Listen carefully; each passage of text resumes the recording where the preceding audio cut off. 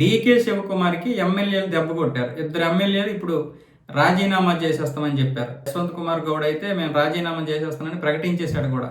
ఇంకొక ఆయన కూడా ఆయనతో పాటు రాజీనామా చేస్తున్నట్లుగా ప్రకటించాడు. ఎందుకంటే ఇప్పుడు మంత్రివర్గ విస్తరణ ఉంది. మంత్రివర్గ విస్తరణలో 20 మందిని చేర్చుతున్నారు. ఆల్రెడీ ఉన్నటువంటి 24 మంది మంత్రులకి ఇప్పుడు 20 మంది ఎక్స్ట్రా. ఎందుకంటే ఇప్పుడు ఉన్నటువంటి వారందరూ కూడా సిద్ధరామయ్య వర్గం, సిద్ధరామయ్యకు అనుకూలమైనటువంటి వర్గం, వీళ్ళందరూ మంత్రివర్గంలో ఉన్నారు. మరి డీకే శివకుమార్ ముఖ్యమంత్రి అయిన తర్వాత ఆయన అనుచర వర్గం కూడా మరి మంత్రివర్గాన్ని కోరుకుంటారు కదా. కాబట్టి ప్రక్షాళన చేయకుండా విస్తరణ చేస్తున్నాడు ఆయన. విస్తరణ చేయడం వల్ల ఇప్పుడు మంత్రులకి, కొంతమందికి ఎమ్మెల్యేలకి మంత్రి పదవులు రాలేదు, వాళ్ళు అలుగుతున్నారు. అందులో భాగంగానే ఇతను యశ్వంత్ కుమార్ గౌడ్ అలిగాడు, నాకు పదవి ఇవ్వకపోతే నేను రాజీనామా చేసేస్తాను అంటున్నాడు. అలాగే మరికొంతమంది ఇప్పుడు ఆల్రెడీ ఉన్నటువంటి మంత్రులందరూ కూడా కొంచెం గుస్సా అవుతున్నారు. ఎందుకంటే మా యొక్క విలువలు పోతాయి కదా, ఎంతమంది మంత్రులు ఉంటే ఒక రాష్ట్రానికి ఏంటి ఉపయోగము, అప్పుడు ఎమ్మెల్యేలతో సమానంగా ఉన్నట్లే లెక్క. ఇప్పుడు ఈ మంత్రులందరికీ కాన్వాయ్, 2 కార్ల కాన్వాయ్ ఉండాలి, సెక్యూరిటీ పెంచాలి, కార్యదర్శులు పెంచాలి, ఇది రకరకాలుగా చేయాలి, మళ్ళీ వాళ్ళకి ఆఫీసులు కేటాయించాలి. ఇదంతా కూడా రాష్ట్రానికి పడేటటువంటి బడ్జెట్.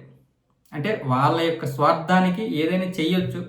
కొన్ని ఇప్పుడు రాజ్యాంగం ప్రకారమే మేము చేస్తామని డీకే శివకుమార్ అంటున్నారు. రాజ్యాంగం ప్రకారమే అది. సహాయక మంత్రులు లేకపోతే కొత్త కొత్త శాఖలు ఏవో మొత్తానికి మూలన పడిపోయినటువంటి శాఖల్ని ఇలా మొత్తానికి ఏదో ఒక విధంగా వాళ్ళ మంత్రివర్గంలో తీసుకోవాలి. అదైతేనే డీకే శివకుమార్ యొక్క అనుచర వర్గం శాంతిస్తుంది. లేకపోతే ఇప్పటికే ఆయన ముఖ్యమంత్రి అవ్వలేదు, మొన్నటి వరకు కలిగారు. ఎందుకు? ఈయన మంత్రివర్గంలోకి తీసుకుంటారని.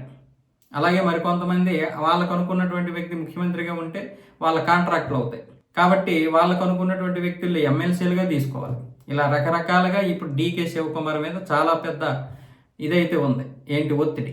ఆ ఒత్తిడిని తగ్గించుకోవడానికి చేస్తున్నటువంటి దీంట్లో మళ్ళీ మరికొన్ని ఒత్తిడులు. అటేమో అధిష్టానాన్ని ఒప్పించుకొని రావాలి. అధిష్టానం ఒప్పించుకోవడానికి ఇంత సమయం పట్టింది. కాంగ్రెస్ గురించి మనకు తెలిసేగా, ఢిల్లీ వెళ్ళాలి. కాంగ్రెస్ గురించి మనకు తెలుసుగా, ఢిల్లీ వెళ్ళాలి, ఢిల్లీ నుంచి రావాలి, మాట మాటికి వెళ్ళి ఒప్పించుకొని రావాలి. సరే చూద్దాంలే అనేసారంటే మళ్ళీ ఇక్కడికి వచ్చి మళ్ళీ వెళ్ళాలి. అంటే టీ తాగడానికి వెళ్ళి వచ్చినట్టుగా వెళ్ళాలి ఇప్పుడు ఢిల్లీ.